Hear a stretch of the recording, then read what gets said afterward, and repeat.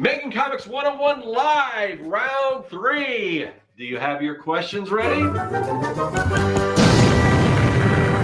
Greetings, people of the internet. I'm Scott with Circleworks Art Labs. Welcome, mad creators, to the underground laboratory where together we're going to create some awesome comics, because this is Making Comics 101 live.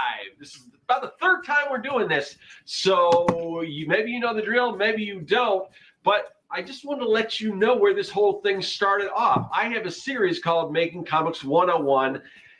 In my opinion, or to the best of my knowledge, it is the most comprehensive how to make comics free course on YouTube. But, you know, I'm making that claim. If somebody else, if you think there's another course out there that's as in-depth as the one I've done, I'd like to know about it, because I'm pretty proud of it. And I really do think that hour for hour, pound for pound, whatever, it's the most information you're going to get in a series on how to make comics. But, you know, if somebody wants to take that throne from me, that's fine. I just like to know about it. But really, go check it out and judge for yourself. It's like, as I put these new episodes out, I think now we're at I think it's like 72 episodes long. And each particular episode will cover a different aspect of making comics. And then we've got bonus videos that have a little bit of an exercise. And then there's a quick tip. So there's a lot of videos in there.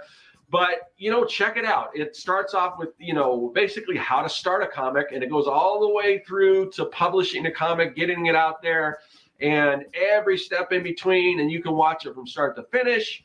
You know, obviously you will take a time. You probably have to take a break in there, because it's, like I said, it's a long series, very in-depth. It is in-depth, but even with that, there are a few things that I may have glossed over, or haven't got to, or just slipped my mind. And those are the kind of things I want to know about. That's why I'm doing this live version, to pick up the slack, anything that I may have missed, that you guys want to know, or anything that you think I didn't cover efficiently enough.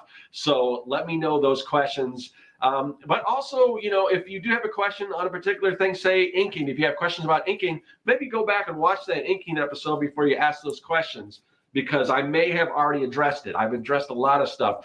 But if it needs to go over a little more, I'm willing to do that too. So just let me know your questions. We're going to get to those. So yeah, that's pretty much it. But I do want you guys to check that out, because I put a lot of time into it, and I really do think that you're gonna learn quite a bit from that series. Like I said, you can watch it all the way through, or you can just find whatever you're particularly interested in, whether it's penciling, inking, writing. There's an episode on each one of those. So go check it out. Not now, because we're going to get to the live chat, but we'll do that. And then maybe just kind of brush up and go over that series if you haven't already seen it, and tell a friend, because like I said, there's a lot of information out there. And unfortunately, I don't really think enough people know about it yet. So let's get the word out. I appreciate it if you guys don't mind doing that. And yeah, let's get to the live questions. Okay, can everyone in the chat hear me? Let me know. So that little intro, if you hadn't watched yesterday, you'll know that intro is pre-recorded, but we're live now. But we had some technical problems with the audio yesterday, so I just want to make sure that people can hear me. I think I worked it out, and I'm checking the chat. So as soon as I get some kind of confirmation that you guys can hear me, then I'll start getting to the questions. Let me just ask here. Can you hear me? Question mark. Okay, great, awesome. Okay, so I'm gonna because I did get some good questions yesterday. I did jot some of those down. So if those few people that were in the chat yesterday, because I was answering questions and just no one could hear me. I think I answered like 3 questions before I figured out. But so first of all, let me go through. TJ has had a couple questions, so I'm going to get to the first one here that's in the chat. I'll just pull that up right now. Apologies if you've already covered it, but I'm really curious about that magical, mysterious place between those panels, the gutter. Believe it's known as. How do we take advantage of that? So Yeah, I did. I didn't talk about. I didn't address this actual question, and it's a good question, so I will definitely get into it. I talked a little bit about gutters as far as there was a question before about is there a standard, a standard size that a gutter should be, and there really isn't any standard size. One thing that I didn't really mention is that you should probably, whatever size you choose, you should probably keep it uniform for the most part, but not all the time. And that kind of leads into what TJ's question was, how can you take advantage of that? So just like with panels, the spaces in between the panels, they can be used to tell a story. So whereas once you choose that, the formatting you want for the size of your gutters, the space between the panels, to keep that pretty uniform, unless you're trying to do something interesting. And a lot of that has to do maybe with like the passage of time. So for instance, if the further apart you spread your panels, the more you get a sense that there's a little more time. So you can kind of, guide your reader, or, if you, I don't know how much closer you can put those panels. You probably don't want to butt them right next to each other. But if you have, if you go like halfway between where you normally do those panels, that might show that things are picking up rather quickly. You can also just get rid of, like, you can have panels overlap, and that will show like sort of a rapid succession of panels or whatever. So that's what I would use panels for. And I've done this before. I've also tilted, gutters. I've also tilted and panels and gutters go hand in hand. So obviously if you skew your panel a little bit, that will also create an interesting gutter, that negative space in between the panels. So yeah, a lot of it is just storytelling, pacing, things like that, but you can definitely take advantage of that. And then to the extreme, I don't know, I assume that's what the question was about. There's also, if you actually wanted to draw inside the panels, you don't see that a lot. You see that sometimes. Sergio Aragonis used to do that all the time, like in Mad Magazine. Inside the gutters, he'd have a little kind of cartoon that was kind of neat. I don't think that's what you're talking about, but you could do something like that if that was sort of the question. So next question, let's see. All right, so this is from Salazar Art Nation. I recently did a panel where the characters were standing right on the border of the panel. I showed it to the Discord group and was told that is a comic no-no. I fixed it by moving the character up.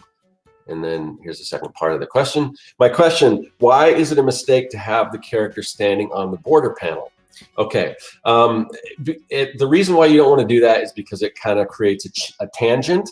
And that's not necessarily only when you're like touching the border, but that can also be if you have like a character and another character, or a character and some sort of background element where they each butt up to each other. The lines touch instead of one even slightly overlapping. You definitely want to have, if you have two things that are close, you definitely want to have, and sometimes it's unavoidable because there's so much going on in comics. Sometimes you miss things and you create those little tangents.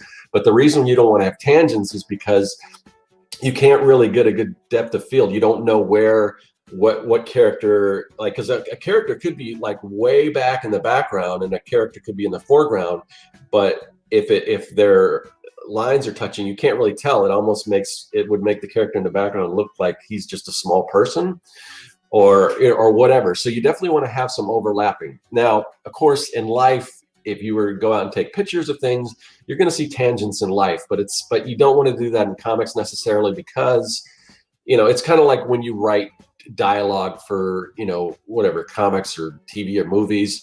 It's not always going to be like people talk. When people talk, they say and but and all that kind of stuff, and ahs and a lot of that stuff. That's real life.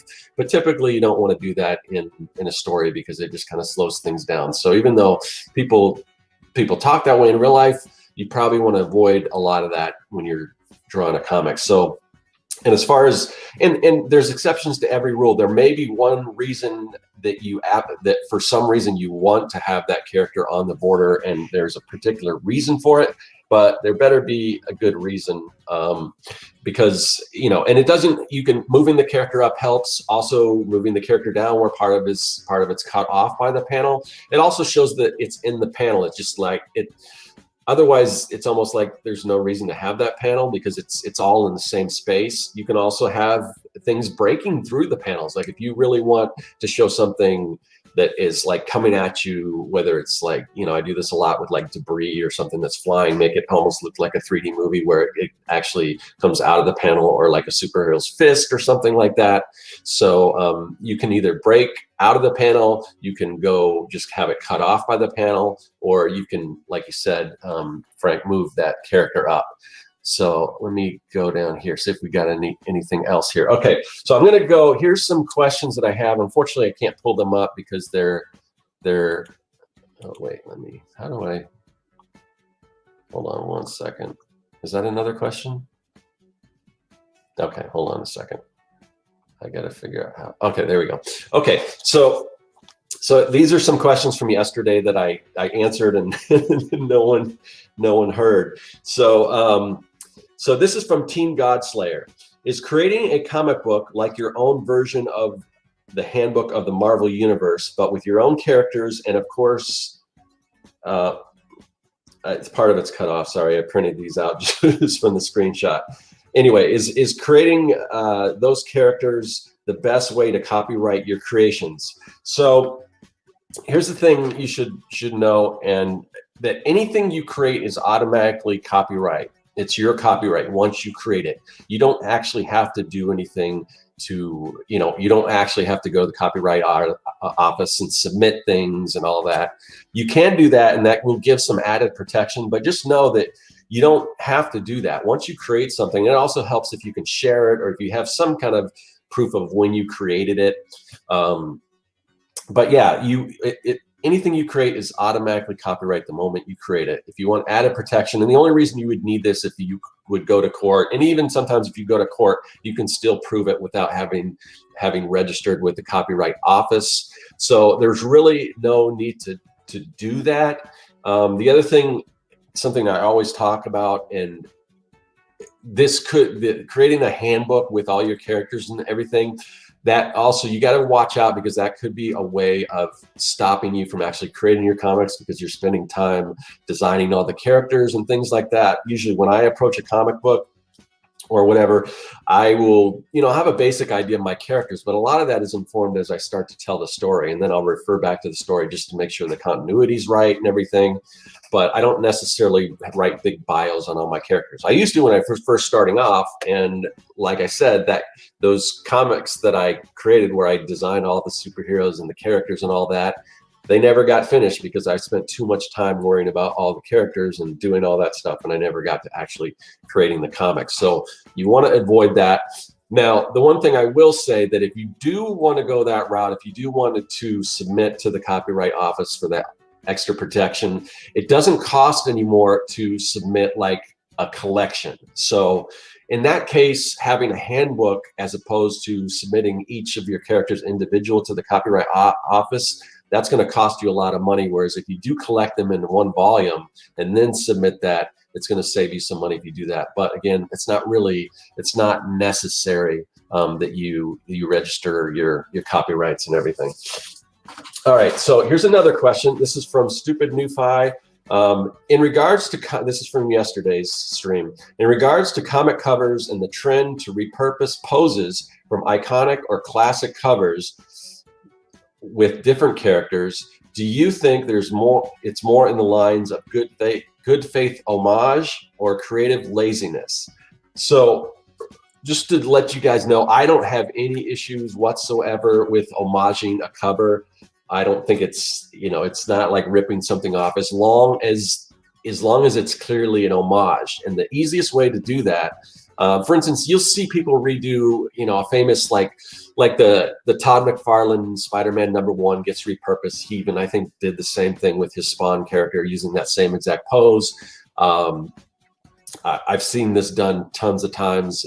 X-Men Grand Design, Ed Piskor did like an homage where he took the Art Adams X-Men from the classic X-Men and kind of, you know, did his version of that, but it's clearly the same poses. Art Adams has even done the same thing where he's taken old things that he's done and updated them. But here's what you want to do. If you do want to do an homage cover, you definitely want to write, sign your name, because you created it, but you also want to pay tribute and let people know what it's from, where you're getting that concept from. So after your name, you want to put after and then the original artist name. And I've done this with, I've homaged the cover to like EC Comics, that format of like Tales of Suspense or Vault of Horror, Tales from the Crypt. They all have that very similar masked head with those 3 circles, and I've taken that and I've done it. I didn't necessarily put after, because I wouldn't even know who to give that credit to, because it's not one particular artist. I mean, obviously there had to be an artist, designer to come up with that layout. But it's been done so many times that I think people get the idea that I'm not trying to copy it. I'm paying tribute to that. So anytime you want to do an homage cover, what you want to do is just write your name, and then after it put whoever. And I've even seen, like I said, I've seen comics where, like I said, Art Adams would homage an earlier cover of his, and he'd sign an Art Adams after Art Adams, which is, obviously you wouldn't have to do that because you're the person originally creating it, but it is kind of fun. And it does give people that lets them know that, that he's going back and redoing something he did before, and then people can kind of search that out. So yeah, I wouldn't worry too much about, now if you're just taking poses, and not actually, if it's not an homage, you're trying to get away with using a pose that's and it's not really paying tribute. I think you want to keep it pretty much. You want to hit that nail on the head to make it obvious that you're paying tribute to this particular cover or whatever. So, all right, so I do have a bunch of other questions, but feel free, if you're in the chat, go ahead and drop your questions in there. I'm keeping an eye on them so I can answer any other questions.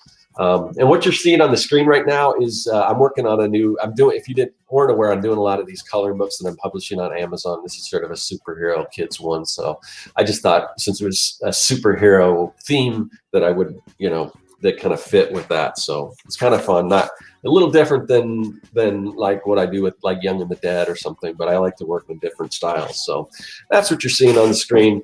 So here is another question that from TJ that was submitted earlier. Scott, when it comes to adding sound effects, my aim is to make it blend into the context of the visual layout. How do I ensure this so it doesn't look like it's been just slapped into the page, creating a popped look? I can understand why creators do it this way, but for me, I like everything to appear like it belongs in the world that it emerged from. Okay, that is an interesting question and something that I've never really thought about. And I will answer the question, but I also just kind of want to give my opinion on it.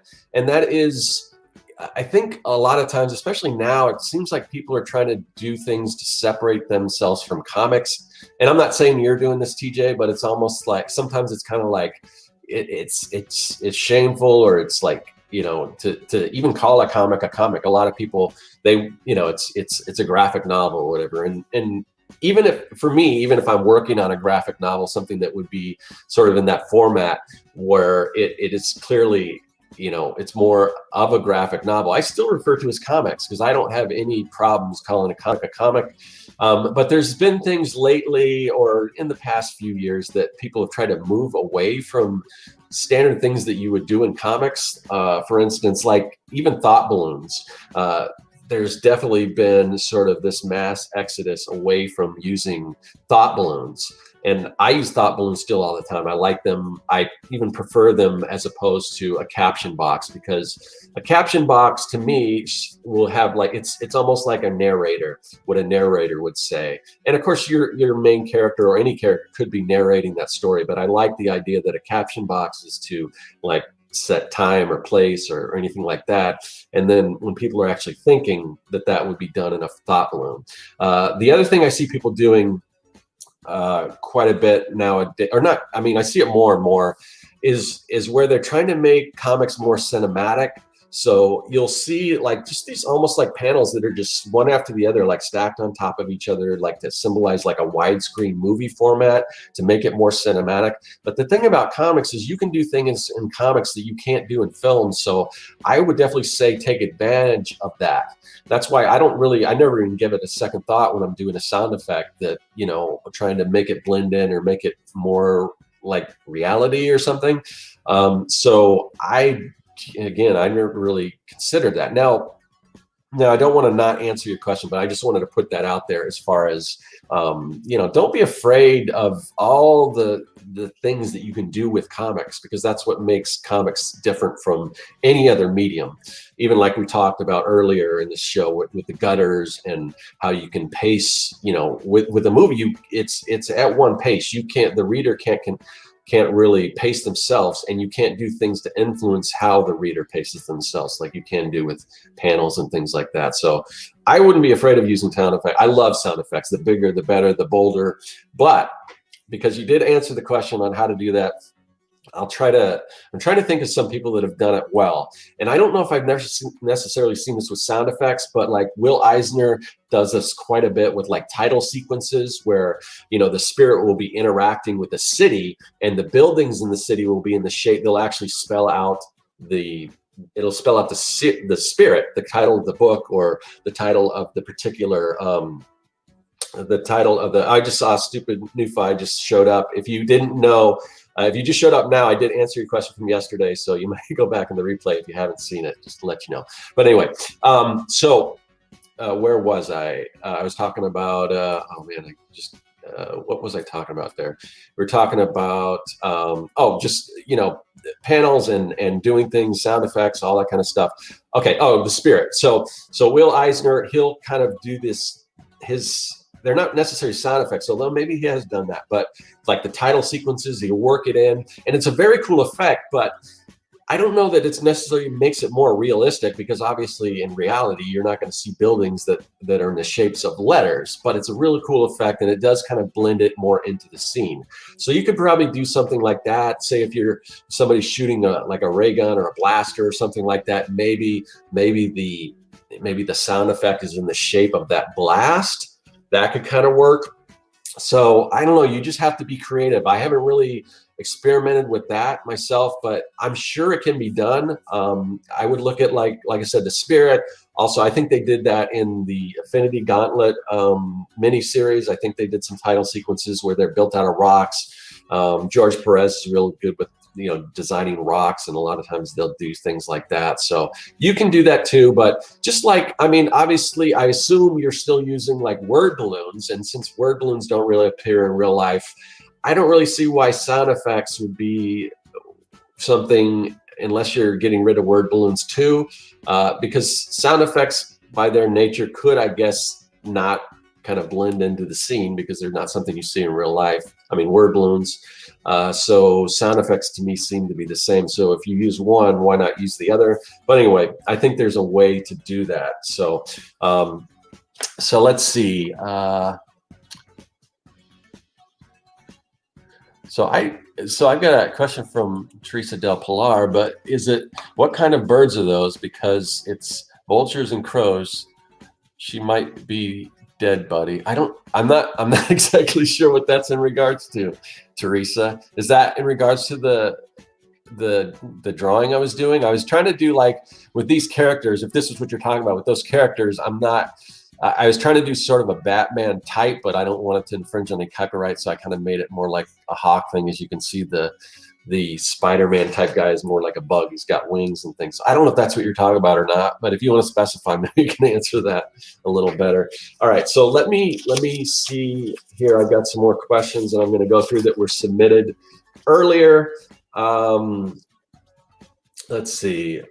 Melinda Lins, thank you for sharing this. I'm making a fantasy comic, Saga Blot. I assume that's the name of the comic. And I'm working on the cover. Should I have the main character on the front, or can I have a mythical creature in focus and the hero in a small size silhouette? Because I want the mystic feeling of my comic to give. I want the mystic feeling my comic can give when people read it. But maybe I have to focus on the hero. So good question. A lot of this, I think, is one thing you want to think about is how well established, like if you're doing a #1 comic and it's like a single, it's about a particular hero, one like a solo adventure, I would say the first issue you probably want to prominently focus on who that character is so people can see it. If you're kind of deep into the issues, you may not need to do that. I've done things where the hero is kind of, there is a larger, like a villain.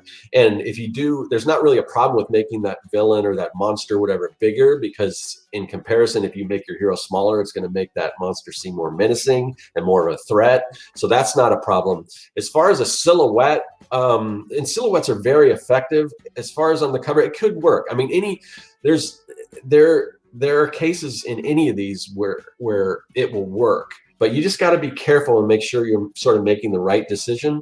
So the other thing when you're designing silhouettes or when you're designing characters, you want to make sure that they have a particular silhouette. Batman's an excellent example.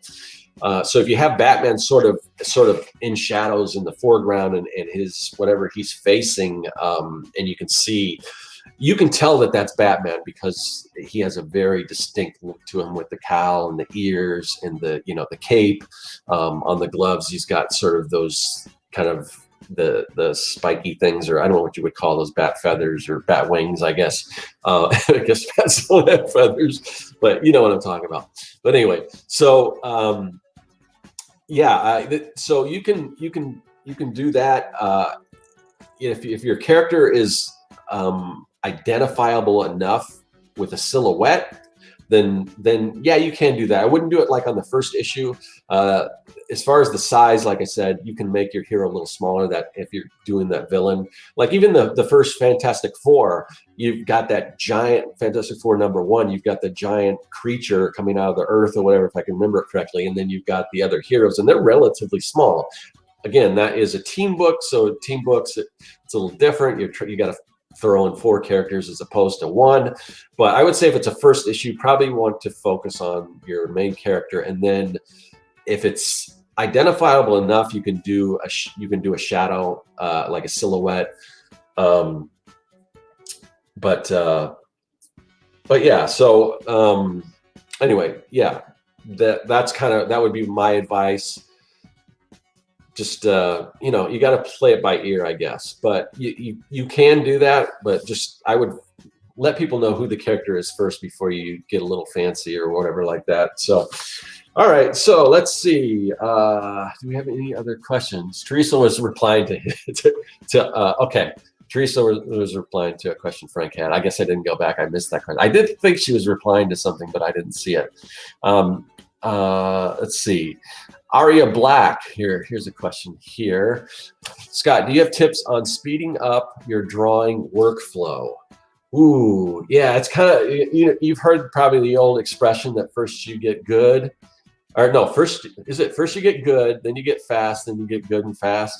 So a lot of that really is just practicing. As far as workflow, there's a lot of tricks and things you can do as it relates to comics. Sometimes if I've got a series or a comic book plotted out, I might skip around pages. Like I might try to tackle the hardest, most complex parts first, because if you save those, even if they come at the end of the story, if you save those till last, you may start getting a little burnout. And you can also like skip around pages, because sometimes you can see where a creator has started drawing a comic, and by the end of the comic, you can kind of see that maybe they're against a deadline and that's typically the case where you're against a deadline, and you kind of see some of the details start to kind of fade away towards the end. So if you're skipping around, then it's not as apparent that you've done that. So maybe tackling some of the harder things first, getting those out of the way, that can help. There's so many different things you can do as far as tips for kind of speeding up the workflow. Obviously, big proponent of doing your thumbnails and things like that, because even though that may seem like an extra step, it's going to eliminate some of the problems. It's almost like, measure twice, cut once. You don't want to just dive into it and then find out you're having to rework all this stuff. So definitely take the time to do your thumbnails, things like that. And yeah, I might kind of reserve that question. I'm gonna put a note of that, because I think I can make a whole episode off of tricks to speed up your workflow. Because there's so many of them. I mean, like I said, I could do a whole episode, so I don't know if I can answer, but hopefully that's good enough to like satiate you as far as your question. So let's see what we got here. Okay. Acid Lace, how many pages of a graphic novel should be depicted or should be dedicated to setting up the story before the reader loses interest?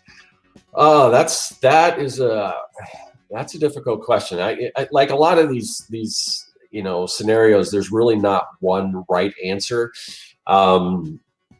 But I like with my comic book Young and the Dead, it's sort of a slow burn in the first issue. The zombies don't appear till later in the book, and a lot of the beginning is just getting people on board. And sometimes when I look back over it, I'm pretty happy with the way I did that, but I could have maybe done it a little differently, where I had like either a flash forward or something happening, so you see how the zombie outbreak right up front to get you invested, and then switch over to that. You'll see that a lot in situations where there's a lot of character development that needs to be done, and you'll flash back to like an action scene just to keep people engaged. So there are things you can do like that, but hopefully, I'm hoping that in my story the character's interesting enough that or there's enough nostalgia. I also sprinkle in a lot of nostalgia through to let you know kind of what the time and space everything's taking place. So yeah, I don't really think there's a set as far as many pages, because really, and with graphic novels, trades, whatever, there's comics in general, I guess there's sort of a norm. But and to be perfectly honest, I haven't created a graphic novel yet. I haven't had a collection. I haven't collected all my issues yet. I haven't done anything like that. So I might not be the best person to answer that question. But just, I guess and I keep saying you kind of use your own judgment. But once you kind of know that just the fact that you're aware that you don't want your reader to lose interest, knows that you're cognizant of that, and that hopefully you'll be able to avoid some of those mistakes. So anything that you can do while you're setting up that story that's going to get people interested or retain their interest, definitely do that without sacrificing what you want to do with the story.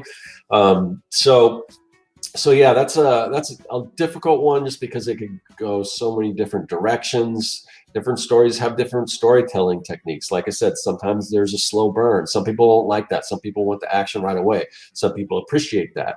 So it's really up to you and the kind of story, the kind of genre, the story that you're telling. It could be, it really depends. But I don't think there's really any set number of pages. Just be careful and be aware of kind of what you're doing. So let's see. Okay, let me go to the next one. This one,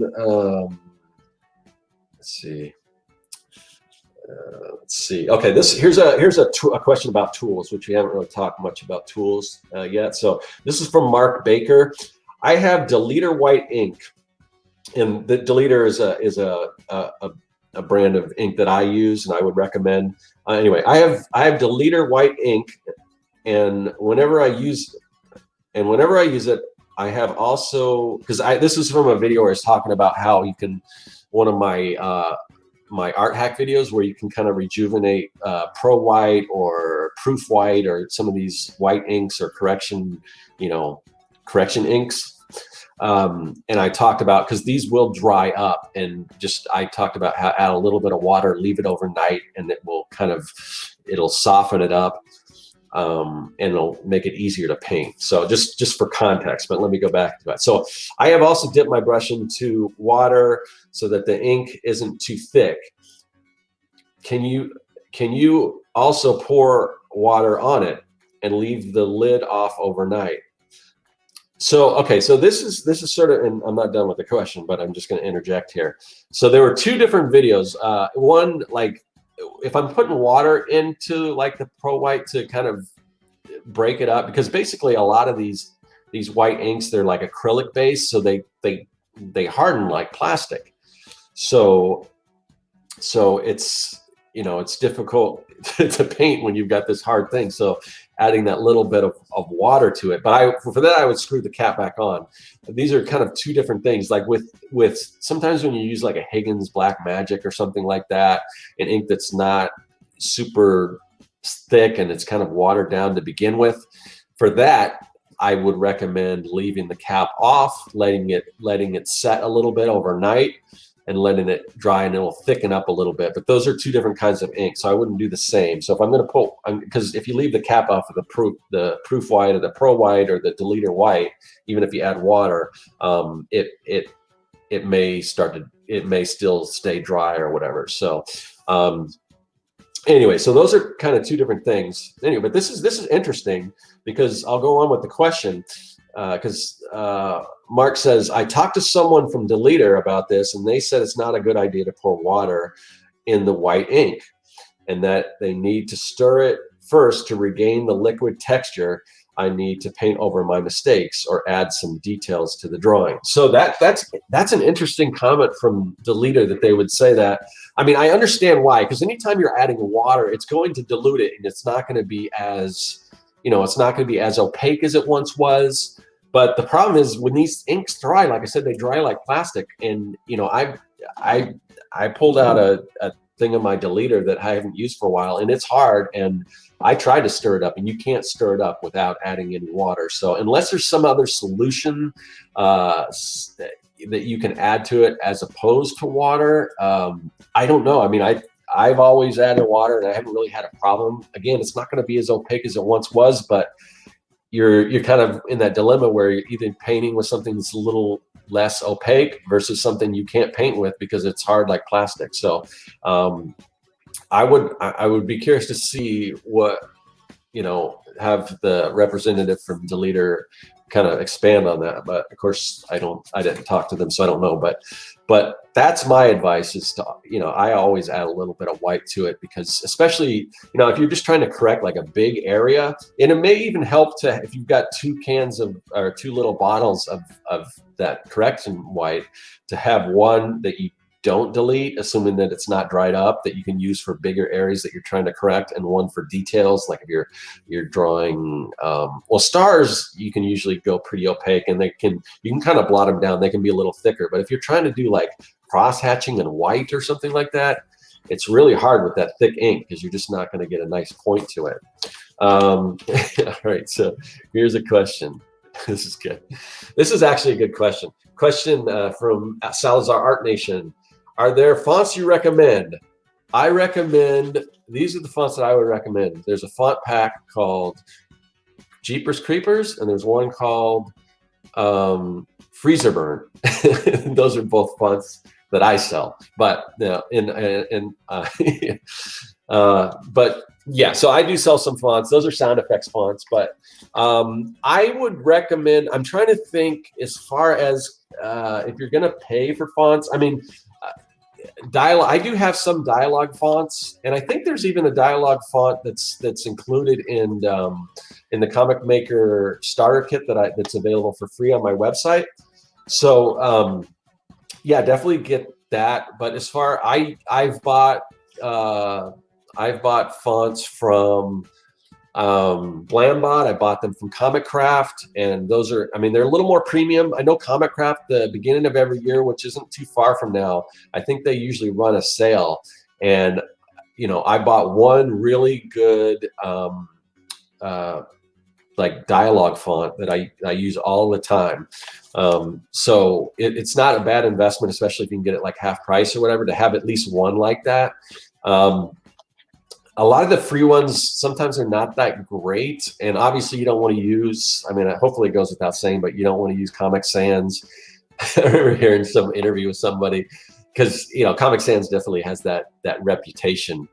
about being a bad font, and for good reason. But I remember somebody saying, it was a designer or somebody saying, you know, don't use Comic Sans unless you're using it for like comics. But I would argue that you don't want to use Comic Sans for comics for the main reason for that is because it only has the crossbar eye, you know, the eye with the crossbars on the top and bottom, and you don't really want to use that. You want to use that sparingly. The only time you want to use that crossbar I is if it's like I'm, or possessive, you know, I'll. Any other time you don't want to use that crossbar I, and because Comic Sans only has a crossbar I, it's not good, and for other reasons too. It's just not the best, you know, it's not the best font for using for comics. But like I said, I've got a couple dialogue fonts. I've got one called Bullpen Banter, which is free with the Comic Maker Starter Kit. I've got one called Pullbox, which is available in the Comic World, the Amazing Comic Book World Builder. But there are other free fonts. And as far as sound effects, you can use, there's a lot of things. Like I said, I've got a couple sound effects. Blambot, I believe, has a lot of ones that you can use for free for personal use.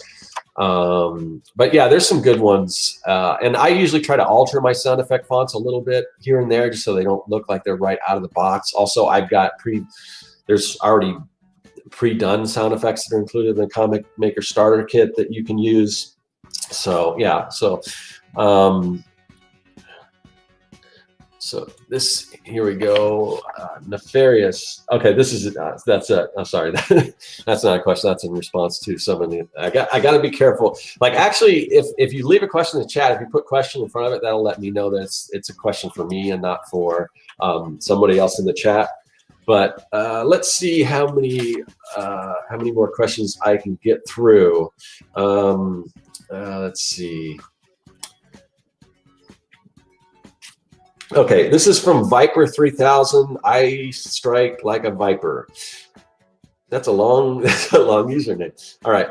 How can I start my own comics company? I have a lot of ideas, even drawing, but I really want to start my own and then start a gaming business.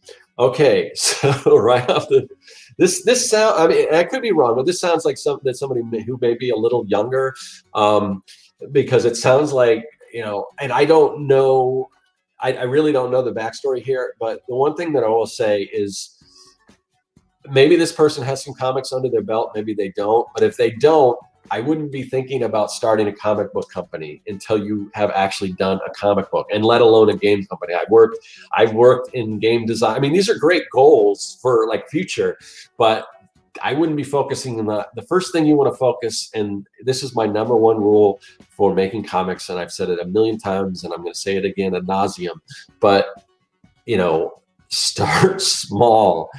Don't take on this big, giant magnum opus, and definitely don't be thinking about the comic book company. And I've made all these same mistakes. It's like, and these are things that, and that's why I thought maybe this person was a little younger, because as a kid, you know, I made my own universes and comics. I never finished any of them, but I drew covers for a bunch of different comics, and you know, and I had you know, all these different superhero groups and spin-offs and all that kind of stuff, and I wrote bios and all that kind of stuff, and I created my own comic masthead. Now, obviously, when you create your first book, you may want to have some kind of publisher, you know, logo or something on it, and that's fine too. But if you're thinking of how you're going to build this giant universe and you haven't actually created a comic book yet, you're putting the cart way before the horse. And same thing with a video game company.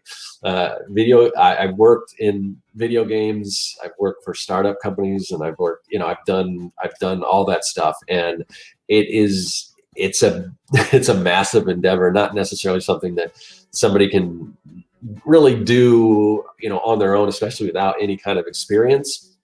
I mean, again, these are great goals, and I never want to disparage anyone's goals, but there's steps in order to reach goals. There's steps you have to take, and that first step is creating a comic, or maybe some sort of interactive game something small that you could do on your own, and then maybe you can build on that and get bigger and bigger, and then create a comic book company or a game company.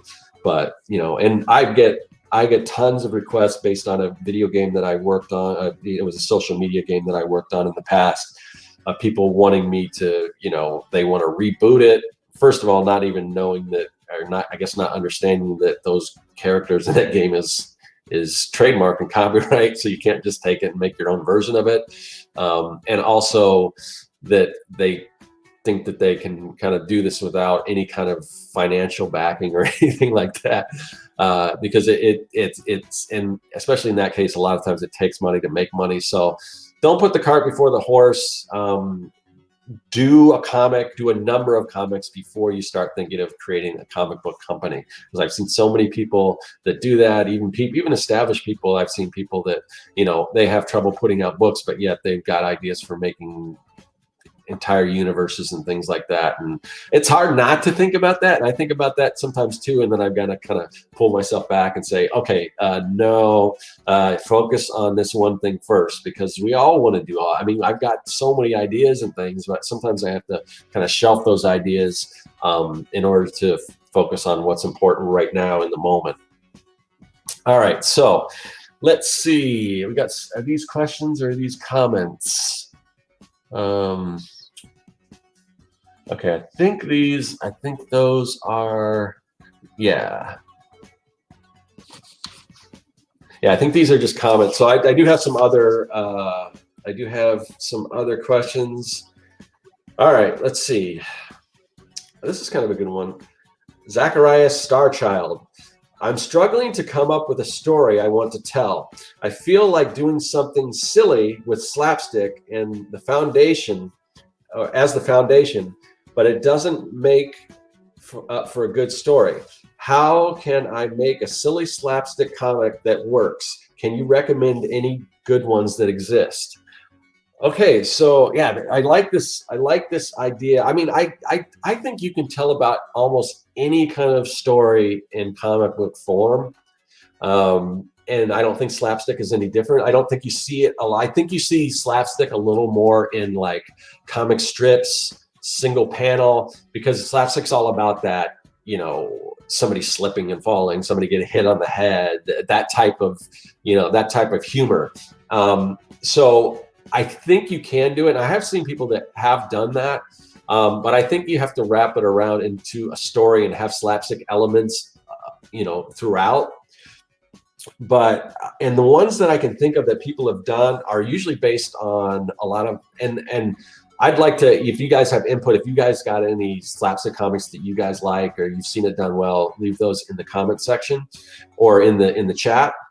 But usually a lot of them are based on, they're comics based on like cartoons and entertainment properties. Like I know Animaniacs had a comic book line a while back, and who knows, they probably will have a new one if they haven't already with the, they're going to have a return. I think this month, I think they're coming back later this month. So that's one way to do it. I mean, I've seen some other slapstick type stories, like, the old Abbott and Costello meets Frankenstein or the Mummy or whatever. That I think, because there is, not only is it slapstick, or Three Stooges. I don't know if I would just have to assume that Three Stooges has been done in comic book form, but those are some examples. I'm thinking more recent. I think Alterna Comics, they have a couple titles that I think you could put under the Slapstick kind of label.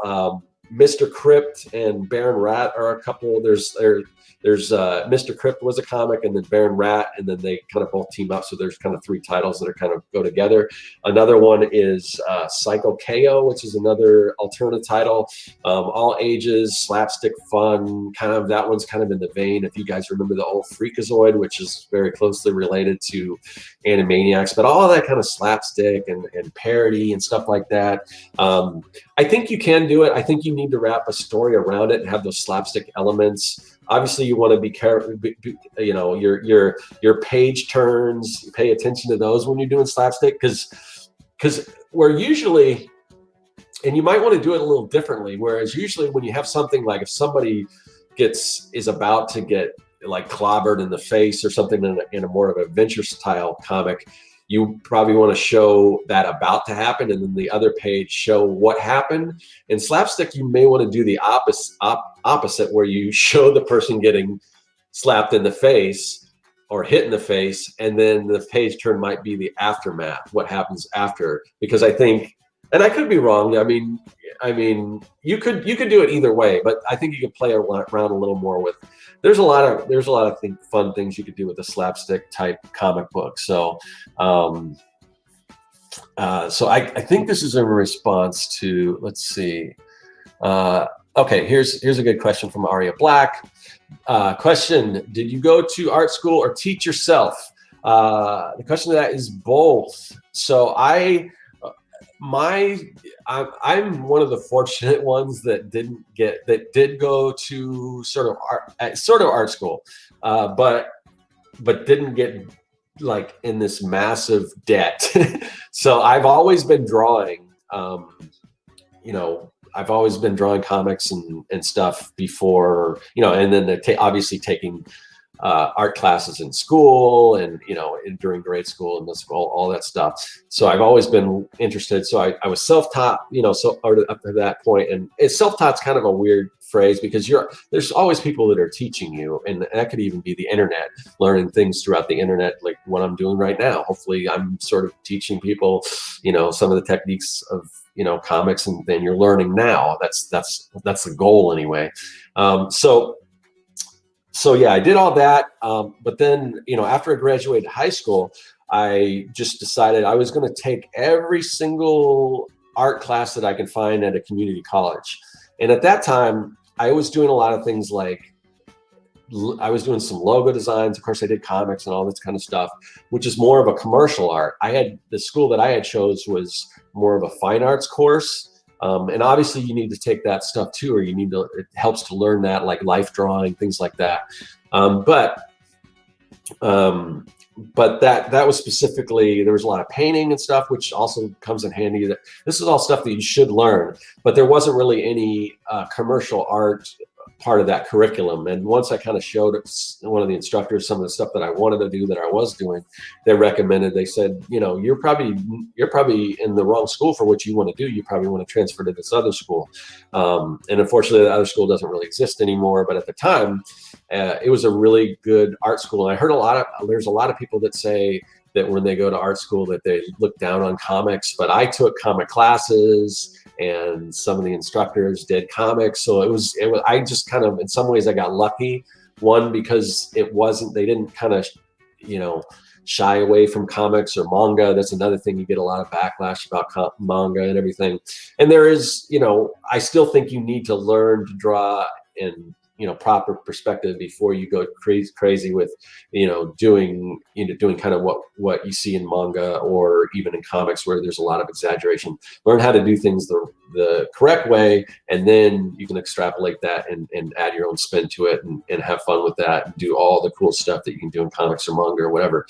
But so anyway, so I and it wasn't even like because I had really struggled in school. So I didn't take really any academic classes. I was just basically, I think there was about maybe like a couple that I had to get in order to get a certificate, but it wasn't anything like, I didn't have to take like a second language. I didn't have to take, any kind of advanced mathematics like algebra. I didn't even take algebra in grade school. So, I mean, I was in like, special ed classes and things like that. So because and I can go on a tangent about this stuff too, but it wasn't because I wasn't smart or anything, which at the time I didn't realize that, but it's just because the schools, the way they taught wasn't the way that I learned. And I think a lot of people fall in that trap. And now that I'm out in the real world, I've found how to teach myself and find ways that I can learn that work for the way that I learn things. It's, I realize now that no, it wasn't that I was stupid in school. They taught for the way school was structured was for a particular way that certain people learn, not necessarily myself. So in any case, so I didn't take any kind of academics or anything like that. I just basically, my goal was to take every single art class I could. And this is my path. This isn't necessarily what I would recommend to anyone else. But So, and then it got to the point where, because I was, I was doing these classes and everything, I got offered a job straight out of college, community college, and I started working in the field. So I kind of left college to take that job, and then eventually I had a couple more credits that I needed to get just to get like a certificate in like advertising production design and advertising design. Is it advertising production design and advertising? I forgot. I've got a couple certificates, which here's the thing you need to know is those certificates never got me a job. Even if I had a degree, it wouldn't necessarily get me a job unless it's in academics where they kind of demand that, because that's what they do is, they need kind of reinsure people that those in art, that those degrees are worth something. But to an employer, I've worked for myself. I worked for employer. I worked in the, on staff as an artist. I've never once been asked if I had a degree or anything. Now, that isn't to say that you don't need to learn the kind of things that you need, that you get out of going to college. I'm not against college. I'm very against people going in debt, and I'm against the fact that art college costs so much money, equivalent to like a doctor or a lawyer. And as a rule, not always, but as a rule, doctors and lawyers make a lot more than comic book artists. There are some comic book artists, obviously, that are millionaires that are making way more than doctors or lawyers, but those are the exceptions to the rule. So the fact that I would just be smart going into it, because there are other ways and other routes you can take. Now, if you're somebody that have wealthy parents, or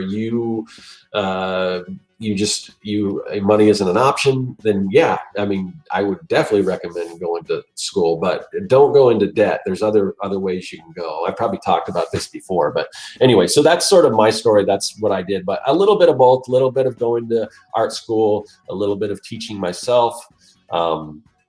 So here's another question here. Questions. What are some tips on getting a first freelance gig, and where do you go to find these gigs? Okay, this one can be. So here's my what I would recommend. If you're in need of money, and that's the sole reason why you're trying to get these art jobs, I wouldn't focus on that. And that is to say that if you were to, I wouldn't go taking these jobs that pay like next to nothing. Even if you're, obviously you need to get experience, and it helps to kind of work with clients and learn how that working relationship works and how to deliver on schedule, on time, all that kind of stuff. You need to know that kind of stuff, and that is a way to learn. My advice would be don't take these low-paying jobs, even these job like Fiverr and stuff. I'm not a fan of Fiverr. I've talked about that before. I definitely would never use Fiverr. I don't, any of that stuff, because I think it just really undervalues what art is worth, and it gives people that don't know what art is worth a bad interpretation of what they can get for art. And there's a bunch of other stuff, and I've done videos on that. So what I would recommend doing is doing your own projects, doing something you love, and it's not doing something for free. Doing art for free isn't a problem as long as you're the one making that decision. So you could even offer, like if you see somebody that has a business and you offer to help them with that, say, I'm going to do it for free, just so you can kind of see how that working relationship works and everything. But you're the one that made that decision. You're the one that approached the person and say, I'd like to help you with this. And I can do it for a really low fee, or I can do it for free under these stipulations that this is a one-time thing or whatever, so that you can get the experience. And it's a project that, because you're reaching out to them, it's a project that you want to work on. It's not going to be so dictated by what the client wants. And obviously when you do start working, regularly, you have to be cognizant. You have to be, you have to take into consideration what the client works. But my advice is, pick something. Maybe it's something that it doesn't even have to be a real product, a product that you'd like to see, and just create a design around it. But if it's something you want to do, it's going to look a lot better than if you're being dictated on what to do and everything. And you can showcase that in your portfolio. Portfolios don't have to be actual client work. You can even take an existing, if it's just for your portfolio, say you're a fan of In-N-Out Burger, and I don't think they do a lot of advertising to begin with, but say if you wanted to create an advertising campaign for In-N-Out Burger or redesign their logo. You see this on YouTube all the time where people redesign logos. They're not actually doing that, but it's getting them a lot of views. It's getting them a lot of client work because they're approaching it and they're saying, here's something that a lot of people know, this brand, I'm going to redesign it. They're not getting paid for it. They're not, it's not official. It doesn't have to be official. It just shows that, yeah, you can, it shows your skills and you can showcase that in your portfolio. I would do that. I would get, obviously you need to earn money, but in the beginning, trying to scrape by earning money as an artist is going to be difficult. So I would say if you can find a decent part-time job that allow you time to work on your artwork as well, that pays enough, maybe benefits or whatever, no shame in that, do that. Or even a full-time job, as long as you're dedicated enough to and not worn out enough that you can go and you can work on your other stuff on the side. But start, do your own thing on this, do your own artwork, create your own stuff and put it out there. So you got your income from other sources. So you're not taking on jobs that pay next to nothing and that you're going to regret halfway, because you'll take these things on. And then the thing about low paying jobs is that they're the most demanding, because when people don't respect an artist or the art of creating something, they're not going to respect your time. They're not going to even probably understand it. They have no value for what you're creating if they're not willing to pay for it. So they're going to ask you to make all these revisions, and then you can go into more about that. Definitely don't, anytime you do client work or whatever, and this is kind of away from comics, but since that question was brought up, I mean, obviously you want to stipulate in your contracts and everything, and there are contracts out there that you can look at, boilerplate contracts that you can look at that will say, this is the numbers of revisions you get. You got to spell all that stuff out. But as far as finding, I wouldn't go out trying to find these cheap gigs on these like Upwork or Fiverr or any of that stuff. Do your own thing, have some sort of stream of income, do your own thing. And share that stuff out there. Once people start to see it, then you can show people. And like I said, you can even approach, as long as it's on your own terms, you can approach people and do something for them for either free or for a reduced fee. And that will help build, a portfolio. But don't fall in this whole trap of exposure or, oh, this will be a great portfolio. I can't pay anything, but it'll be a great portfolio piece for you. You don't need to do that. You can make your own portfolio piece and not have to deal with all that other stuff. So that's my advice on how I would go about, first freelance gigs and things like that. Just kind of create your own stuff, do what you want, put it out there, share it. And then, and people can see that, oh yeah, this person does good work. I can see their portfolio based on all this stuff. Now, don't try to hide the fact if you're doing something that isn't actually an official logo for like an In-N-Out or whatever like that. Don't hide that. Say this is just an exercise of concept design, and people, art directors, whatever, they're perfectly fine with that. This stuff gets tons of views, and people get jobs and things from it, from posting stuff like this on Instagram. I know this awesome designer who took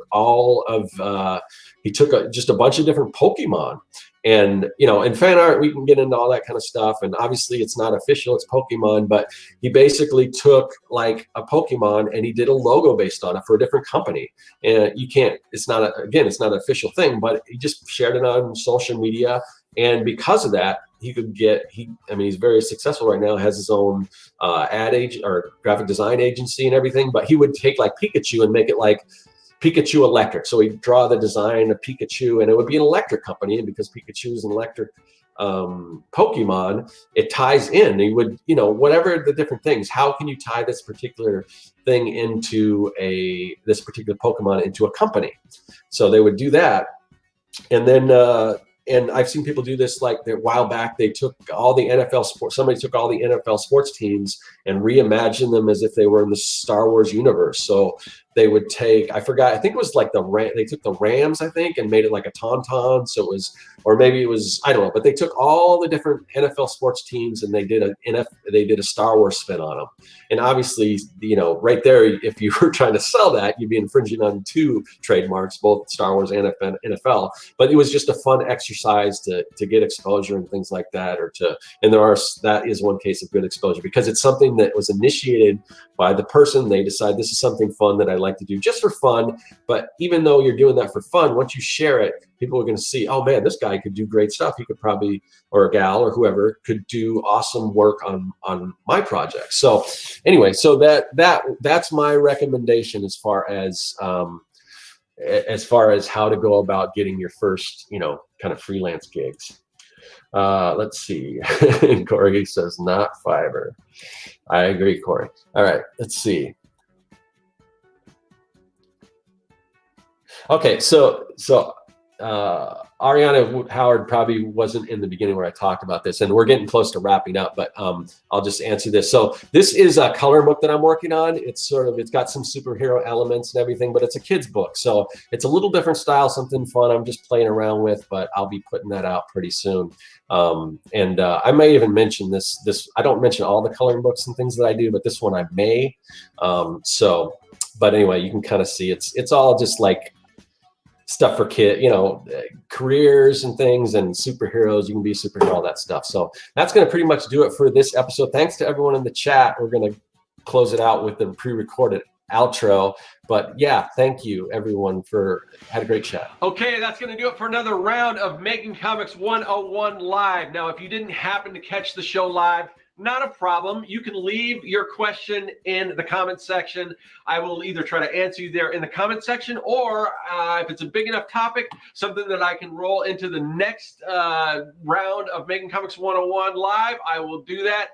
So don't be afraid. Just go ahead and leave that information there, your questions, whatever you have, and hopefully I'll get to them. I do try to answer all my comments. And like I said, if I don't happen to answer it, or maybe I'll answer it in the comments, and I will also talk about it live so everyone else can check it out, because I know not everyone goes through and reads all those comments. But anyway, that's, like I said, that's going to do it for today. I'll see you guys later. That is all.